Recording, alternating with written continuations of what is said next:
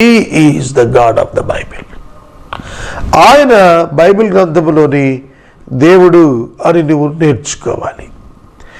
తర్వాత నోవాహుతో అన్నాడు, నీవు నీ కుమారులు నీ భార్య నీ కోడళ్ళు ఓడలో ప్రవేశించాలి, మరియు మీతో పాటుగా సమస్త జీవులు అనగా సమస్త శరీరంలో ప్రతి జీవిలోని రెండేసి ఆడామగా చొప్పున నీవు ఓడలోనికి తేవలెను. ఎప్పుడైతే దేవుడు ఆజ్ఞ ఇచ్చాడో నోవాహు వాటిని ఓడలోకి చేర్చుకున్నాడు. చూడండి, ఇక్కడ ఒక పదం నన్ను ఆకర్షించింది, మీతో పంచుకుంటున్నాను. నీతో వాటిని కూడా బ్రతికించి ఉంచుకొనుటకు it is the need of God. దేవుని అవసరం అండి. అసలు నోవాహును అతని యొక్క భార్యను కుమారులను కోడలను ప్రతి జీవుల్లో రెండింటిని ఎందుకు ఉంచుకోవాలి? To continue the creation. సృష్టిని కొనసాగించడానికి ఉంచుకోవాలి, తప్పదు. సృష్టిని కొనసాగించాలి అంటే దేవుడు మనుషులు కావాలి. ఒకప్పుడు ఆదాము హవ్వ నుండి లోకాన్ని ఆయన విస్తరింప చేయలేదా? అలాగే నోవాహు ఫ్యామిలీని దేవుడు విస్తరింపజేశాడు. 3 అన్నదమ్ముల సంతానం. ప్రపంచ దేశాల్లో ఉన్నటువంటి మానవులంతా కూడా 3 అన్నదమ్ముల సంతానం నోవాహు యొక్క సంతానం. కాబట్టి వాక్యాన్ని మనం చూస్తున్నప్పుడు దేవుడు మీరు ఓడలో ప్రవేశించాలి, మీతో పాటు ఉంచుకున్నట్లుగా. God's plan for the whole creation, సమస్తము కొరకైన ఆయన ప్రణాళిక గొప్పదిగా ఉన్నది. తర్వాత రెండింటిని, ఒకటి ఆడ ఒకటి మగ, రీప్రొడక్షన్ నిమిత్తము దేవుడు వాటిని చేర్చుకోమని చెప్పాడు. బైబిల్ గ్రంథంలో దేవుడు ఎంత పర్టిక్యులర్ అంటే, నోవహు ఎంతకాలము ఓడలో ఉంటాడో చెప్పని దేవుడు నోవహునకు ఆహారము సిద్ధపరుచుకొనమని చెప్పాడు. దాన్ని బట్టి అర్థమైపోతుంది, ఒక దీర్ఘకాలం నోవహు మరియు అతనితో కూడా ఉన్నటువంటి జంతుజాలం తప్పకుండా దీర్ఘకాలం ఆ ఓడలో ఉండబోతున్నారనేది అర్థమైంది. కానీ ఎంతకాలమో చెప్పలేదు.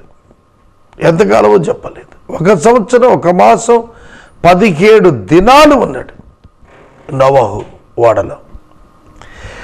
నోవహు ఓడలోకి వెళ్ళినాక దేవుడే తలుపేశాడు. నోవహు జలప్రళయం అయిపోయిన తర్వాత ఆ తలుపు తీసుకుని బయటికి రావటానికి దేవుడు అనుమతి ఇచ్చాడు. ఆ సందర్భంలో ఆహారం గురించి మాట్లాడారు. 21 వచ్చిన, మరియు తినుటకు నానా విధములైన ఆహార పదార్థములను కూర్చుకొని నీ దగ్గర ఉంచుకునుము, అవి నీకును వాటికిని ఆహారమగునని చెప్పెను. 21 వచ్చిన ఇంగ్లీష్లో చదువుతా. Also take with you every sort of food that is eaten, తినదగినటువంటి ఆహార పదార్థాలు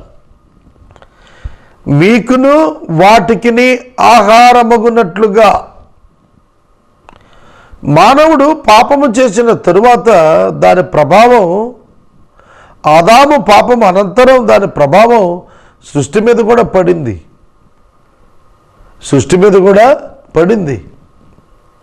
కాబట్టి సృష్టి భీకరంగా తయారైంది. సింహం గర్జించింది, అంతకు మునుపది లేదు. సింహము మరియు ఆవు ఒకచోట గడ్డే మేసి ఉండాలి. కానీ పాపము వచ్చిన తర్వాత they became ferocious, lion became ferocious. కనుక అలా ఉన్న జంతువులను దాయాలి. ఇప్పుడు ఈయన ఏ కేజెస్లో అవి పెట్టుంటాడు, దేనికి దానికే పెట్టుంటాడు నేను అనుకోవటం. But God speaks about the food, ఆహారాన్ని గురించి మాట్లాడుతున్నాడు. He is so kind towards humanity. ఆ జల ప్రళయము యొక్క కాలములో వారు ఓడలో ఉన్న దినములన్నింట సఫర్ కాకుండా సమృద్ధి అయినటువంటి ఆహారము వారికి ఉండేటట్లుగా వారిని దేవుడు ముందస్తుగానే సిద్ధం చేస్తున్నాడు. God is a good planner. దేవుడు మంచి ఆలోచనాపరుడు, ప్రణాళికాదారుడు. మనకేం కావాలో అవి ప్లాన్ చేస్తాడు. మనం ఎలా బ్రతకాలో ప్లాన్ చేయటం నేర్పిస్తాడు. ఇది నీకు తెలుసా? ఈ అనుభవం నీకు తెలుసా? నా 26 ఏళ్ల సేవలో God make me to plan for many things.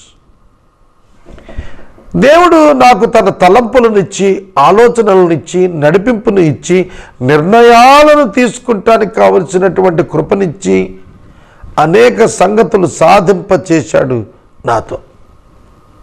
He is our God. ఆయన అలాంటి దేవుడు. మరి నీవు నమ్మిన దేవుడు అదేనా? సహోదరుడా, సహోదరి, hour God is loving God, living God and kind one. దయ చూపించేవాడు. దేవుడు జంతువుల ఆహారము కొరకు కూడా నోవహును హెచ్చరిక చేశాడు, సిద్ధం చేశాడు. నోవహు దేవుడు చెప్పినది యావత్తు ఆ విధముగా చేసినాడు. తర్వాత ఇదే అధ్యాయం 6వ అధ్యాయంలో 14వ వచనం దగ్గర నుండి వచ్చేటప్పటికీ దేవుడు ఓడ నిర్మాణం ఎలా చేసుకోవాలో కొలతలు చెబుతూ మెటీరియల్ ఏం వాడాలో చెప్పాడు. ఒక తండ్రి తన కుమారుడికి జాగ్రత్తలు చెబుతున్నట్టు దేవుడు నోవాహుకు జాగ్రత్తలు చెప్పాడు. ఎలా పని చేయాలో, ఏమి చేయాలో చెబుతూ వచ్చాడు. ఈ కార్యక్రమం ద్వారా మీరు పొందుకునిచున్న ఆత్మీయ మేలులు ఒక SMS ద్వారా మాకు తెలియచేయండి. మీ ప్రార్థనా మనవులు మాకు తెలియచేస్తే యేసే పరిష్కారం కార్యాలయంలో ఏర్పాటు చేసిన ప్రత్యేక ప్రార్థనా శిబిరంలో మీ కొరకు ప్రార్థిస్తాం. మీ కుటుంబ పక్షముగా ఒక ఎపిసోడ్కు ఆర్థిక సహకారము అందించాలి అనుకునేవారు స్క్రీన్పై డిస్ప్లే అవుతున్న మా అకౌంట్ నెంబర్కి పంపించండి. పరిచర్య సాక్ష్యము ఇచ్చి దైవజనులు డాక్టర్ బిషప్ కారుపాటి శ్యామ్సాగర్ గారు ప్రార్థన చేసి ఈ కార్యక్రమాన్ని ముగిస్తారు. ప్రభువునందు ప్రియ దేవుని బిడ్డలారా, నేను పరిచర్య సాక్ష్యం మీ ముందుంచుతున్నా. తెలుగు భాషలో రేడియోలో ఆదికాండము మొదలు ప్రకటన గ్రంథం వరకు దైవ సేవకులు వాక్యాన్ని చెప్పారు. ఆర్ఆర్కే మూర్తి గారు, రెవరెండ్ పి జోషి గారు, అబ్రహాం వెస్లీ గారు, ఇలా కొందరు దైవ సేవకులు తెలుగులో. ఇతర భాషల్లో అనేకమైన ప్రజల్లో మధ్య వాక్యోపదేశకులు బైబిల్ చెప్పారు. కానీ టీవీ ద్వారా ఇదే మొదటి కార్యక్రమం, ఆదికాండం నుండి ప్రకటన వరకు బైబిల్ని అధ్యాయ ధ్యానంగా ఒకసారి ముగించిన ఏకైక ఛానల్, ఏకైక ప్రోగ్రాం యేసే పరిష్కారం. ఇప్పుడు వచన ధ్యానం చేస్తున్నాను. లూకా సువార్తలో ఉన్నాను. ఏలూరులో ఏసీటీ మూవీస్లో ఈ ప్రోగ్రాం ఎవ్రీడే వస్తోంది. కనుక బైబిల్ని టీవీ ద్వారా ప్రసారం చేసిన ఏకైక మొదటి ఛానల్ యేసే పరిష్కారం. ఈ సాక్ష్యం మీ ముందు ఉంచుతున్నాను. ప్రభువునందు ఆనందించండి.